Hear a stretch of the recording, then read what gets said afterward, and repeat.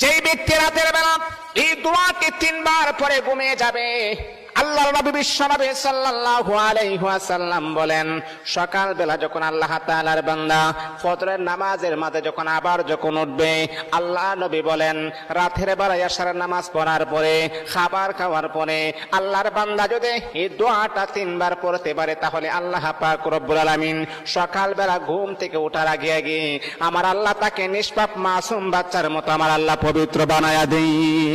দোয়াটা সবাই আমরা জানি, আমরা সবাই কিন্তু দোয়াটা জানি, কিন্তু আমরা আমল করি না। দোয়াটা হলো আস্তাগফিরুল্লাহাল্লাযী লা ইলাহা ইল্লা হুয়াল হাইয়ুল কাইয়্যুম ওয়া আতুবু ইলাইহি লা হাওলা ওয়ালা কুওয়াতা ইল্লা বিল্লাহিল আলিয়্যিল আযীম। 3 বার যদি আপনি পড়তে পারি, ইনশাআল্লাহ আল্লাহ পাক রব্বুল আলামিন আমার আপনার জীবনের সমস্ত গুনাহগুলোকে আমার আল্লাহ ক্ষমা করে দিবেন।